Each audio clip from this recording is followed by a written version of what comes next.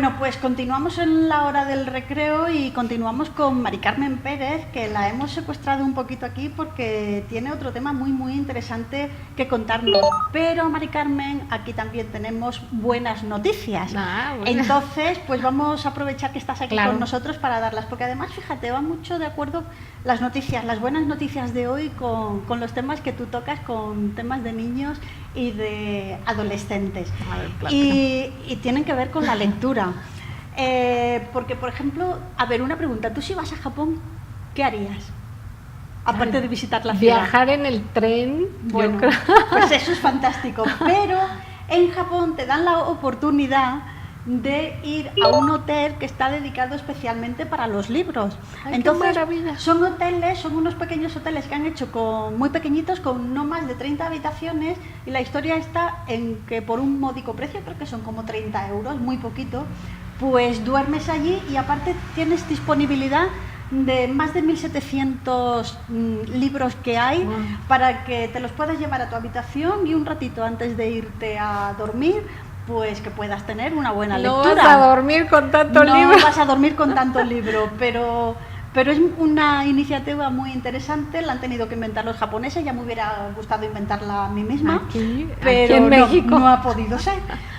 Así es que si vas a Japón, acuérdate que Qué hay maravilla. hoteles que además te ofrecen buena lectura. Y curiosidades que pasan en la vida también relacionadas con la poesía, y es que una joven estudiante de arte en Portugal, paseando por su ciudad, por Oporto, se dio cuenta de que edificios históricos de la ciudad pues que estaban como muy deteriorados, y lo que más deteriorado estaba era algo que es del patrimonio cultural de Portugal, que son los azulejos. Entonces se dio cuenta de que edificios históricos, los azulejos estaban todos como muy deteriorados. Entonces, aprovechando a los poetas portugueses, empezó a recopilar textos de poesía. Ay, qué Y maravilla. empezó a llamar la atención en esos azulejos poniendo esos textos de poesía de estos autores portugueses. Por una parte, ¿qué hacen? Bueno, primero llama la atención de que las autoridades tienen que estar un poco más al pendiente de la cultura del país, pues con estos azulejos, por ejemplo, en Portugal. Por otra parte, pues la gente lee también un poquito mientras que ve esos azulejos deteriorados, y bueno, y es una iniciativa que la verdad es que en Portugal ha gustado mucho y que vamos a ver si en el resto del mundo, aparte La de que seguimos. no, pero a ver si ahora no van a arreglar los monumentos para que lo hagan poesía. No, hay que arreglar los monumentos y al lado poner pues alguna poesía, pues dando un poco de cobertura pues a los poetas del lugar. Así es que, ¿qué te parece? Hoy poquitas buenas noticias, pero prometemos que van a haber mucho más, porque es que además prefiero casi seguir hablando contigo, porque tú sí que nos traes muy buenas noticias, porque hablábamos en la sección anterior, en el segmento anterior de este Centro Ortopédico de Rehabilitación Infantil, Sí. pero también nos hablabas de un colectivo de asociaciones civiles que trabaja en favor de los derechos del niño y el adolescente de aquí de Jalisco, que se llama COIDIG.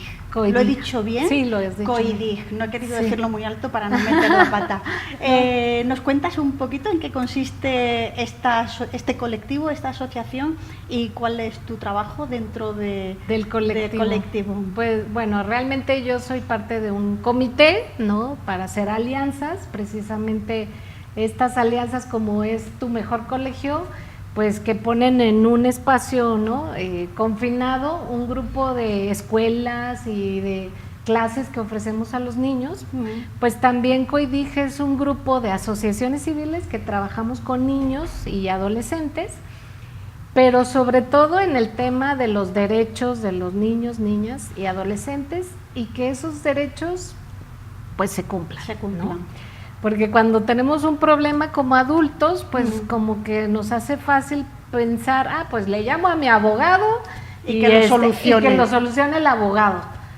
Pero un niño o una niña que vive un divorcio o una separación de sus padres, ¿no?, que no quiere estar en la disyuntiva de me voy con mi papá o me voy con mi mamá, o mis papás no me quieren y los abuelos los quieren adoptar, porque también qué duro, ¿no? hemos decir, visto, mi papá no me quiere.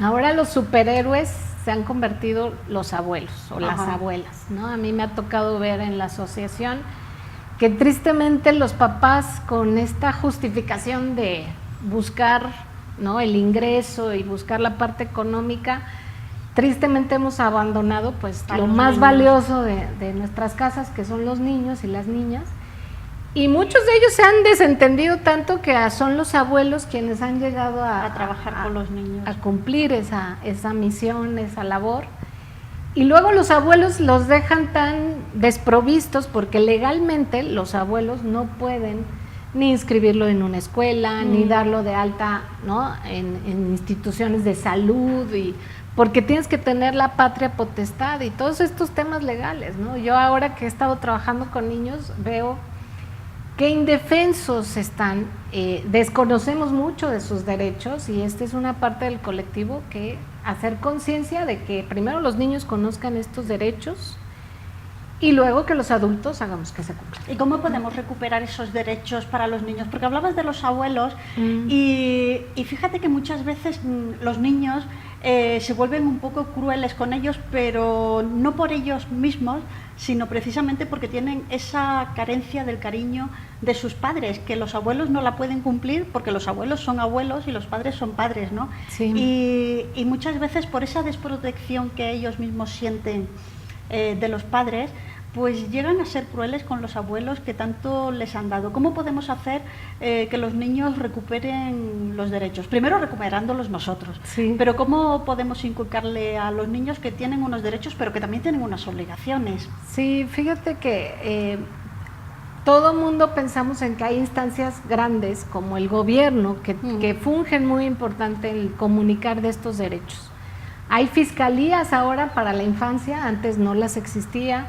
Hay un colectivo como es el CIPINA, que es el Sistema Nacional para la Protección de Niños y Niñas y Adolescentes, y ya se les pide a todas las instituciones educativas que sensibilicen sobre estos derechos a los niños. Primero que los conozcan, ¿no? Por supuesto, porque si no difícilmente los pueden transmitir. Ya una vez conociéndolos y ellos sintiéndose que también están protegidos, no nada más dentro de casa o por los abuelos o por familiares, sino fuera de casa, el niño tendría que empezar a ser sensible ante los demás, ¿no? No es sencillo, pero eso es algo de lo que COEDIG está tratando de incentivar y hacer llegar pues a políticas públicas también, que se cumpla con estos derechos y que se vivan, y que ojalá, como en algunos municipios han adoptado eslogans, ¿no?, para ayudar a los niños o para hacer ciudades aptas para los niños, pues ojalá que se contagie en todos lados, ¿no? Sí. ¿Qué podemos pedir a la sociedad sobre todo? Porque siempre nos empeñamos en echar la culpa al gobierno, que mucha parte de culpa la tienen. Sí. Entonces, pero también es una culpa un poco de toda la sociedad, ¿no? Porque parece como que vivimos un poco de espaldas a todos los problemas que existen a nuestro alrededor, ¿no? Es como pasamos de puntillas por donde ellos están para no hacer ruido, para que no nos salpiquen. ¿Qué podemos hacer la sociedad en favor de los derechos de los niños? Híjole, yo les voy a dar un consejo así como muy personal. Creo que cuando estás metido en los proyectos sociales y comunitarios, te desbordas hacia afuera y a veces olvidas que en tu casa también hay niños, ¿no? Sí, y como que te olvidas de ellos. Te olvidas de ellos. Entonces yo creo que empezando desde casa. No, la familia es importantísima para todo. Hincarte un poco, ver a tu hijo o a tu hija a los ojos y decirle: hijo, ¿estás bien? ¿Eres feliz? ¿Estás contento? ¿No estás? ¿Qué podemos hacer?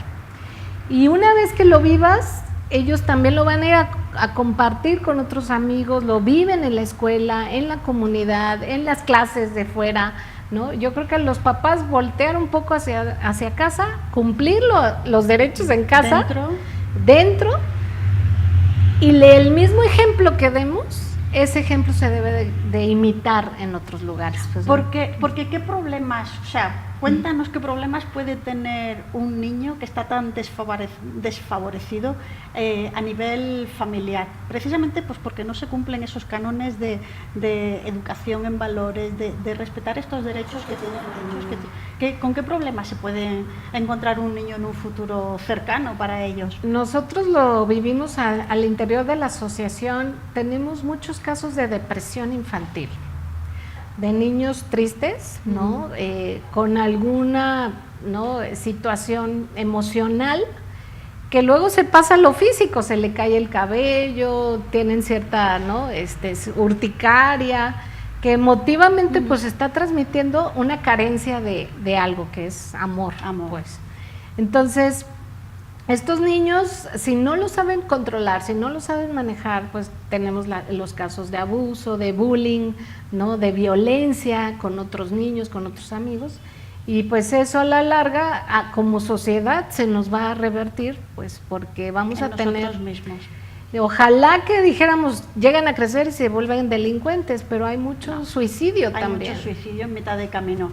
Pues sí, vamos a trabajar desde casa, desde el colegio, desde la sociedad, y desde la hora del recreo pues hemos puesto ese granito de arena hoy con Mari Carmen Pérez. Gracias por haber venido, gracias por dejarnos todas estas experiencias que tienes. Con gusto, si me invitan, vuelvo. Pues estás invitadísima para cuando quieras volver. Sí. Y a todos ustedes les esperamos ya, así es que no se marchen porque volvemos enseguida.